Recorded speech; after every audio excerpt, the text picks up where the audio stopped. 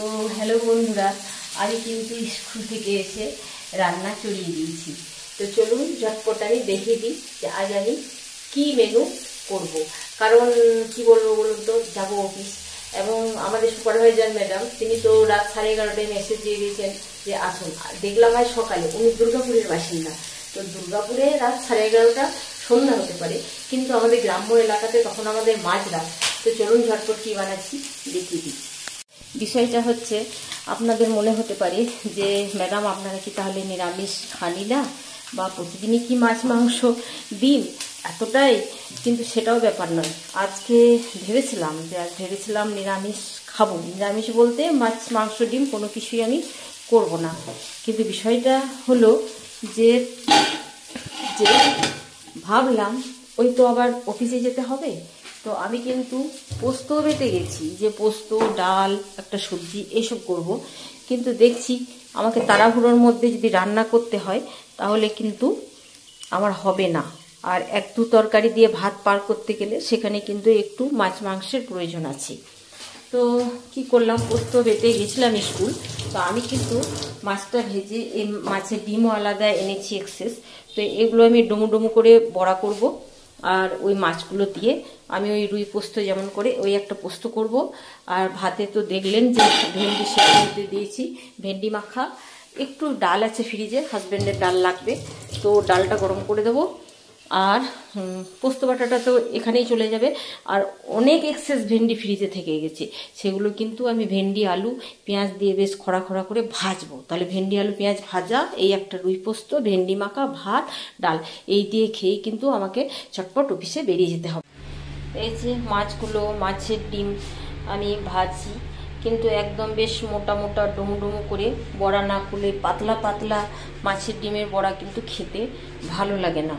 তো এখানে এক প্যান বসিয়েছি, এখানে তো বড়াগুলো ভাজাও হয়েছে, মাছগুলোও ভাজা হয়েছে। অ্যান্ড এই যে টমেটো, আমার কিন্তু প্রচণ্ড টমেটোতে নেশা। এই যে দুটো টমেটো কুচো করে দিলাম। তো বলুন এবারে আমার রুই পোস্তর কালার কি করে আমার সাদা হবে? টমেটোতেই তো লাল হয়ে যায় যতই আমি হলুদ না দিই। এবার আরেকটা কথা বলি বন্ধুরা, টমেটো খাবেন, বিশেষ করে মেয়েরা টমেটো, গাজর এগুলো খাবেন। বিট, আমার বিট খেতে খুব একটা রুচি লাগে না। বিট যেটাতেই দিই সব যেন কীরকম একই রকম কালার হয়ে যায়, কোনটা আলু কোনটা বিট কিছু খুঁজে বোঝা যায় না। তো আমি টমেটোটা প্রচুর খাই, যে কারণে মানে আমার কিন্তু হিমোগ্লোবিনের পার্সেন্টেজটা বেশ ভালো। মানে আমার যতবার আমি হিমোগ্লোবিন টেস্ট করিয়েছি 12%, যেটা 12 থেকে 14% একদম নর্মাল, 12%ই নর্মাল। এখন তো প্রেগনেন্ট মহিলাদের যেটা থাকা দরকার 12%, সেখানে প্রেগনেন্ট মহিলাদের 9%, 10% দেখা যাচ্ছে। কিন্তু আমার হিমোগ্লোবিনের সত্যিই মানে একদম নর্মাল।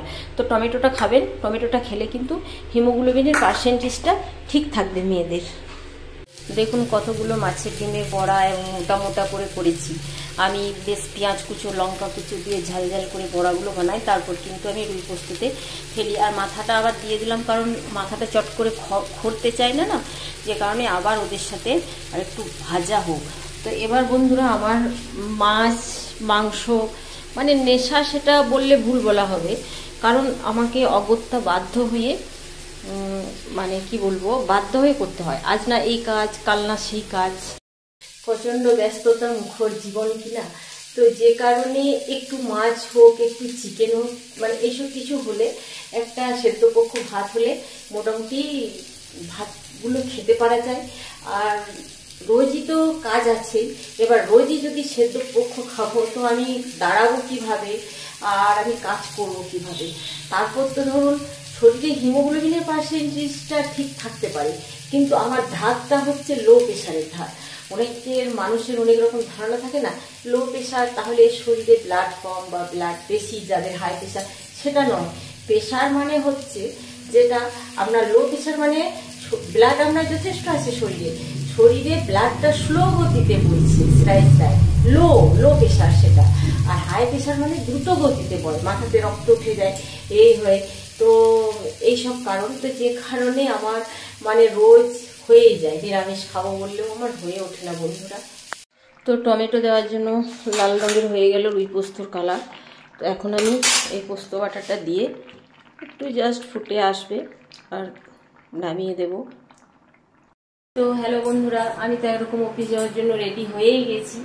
রান্নাও আমার হয়ে গেল। ভেবেছিলাম ভেন্ডি আলু পেঁয়াজ ভাজবো, কিন্তু আমার হাতে আর সময় নেই, বেলা 12টা বেজে গেল। একটু ছোলার ছাতুটা তো মেখে নেবে হাজবেন্ডের খাবারও আমি এই যে সব ঢাকা দিয়ে দিয়ে সাজিয়ে দিয়ে গেলাম। আর ছেলে গেছে দুর্গাপুর কম্পিউটার শিখতে, তো ওকে বলে দিলাম যে আমার যেখানে অফিস আমি এখানে নাম করছি না, তো সেখানে তুই নেমে যাস বাসে, একটু চটজলদি বাড়ি ফিরে যাবি, তাহলে আমার স্কুটিতে চলে আসবি। তো ছেলেও দুর্গাপুর থেকে বেরিয়ে গেছে, আর আমিও এবার বেরোবো। তো শুভ দুপুর, সকলে ভালো থাকবেন, টাটা।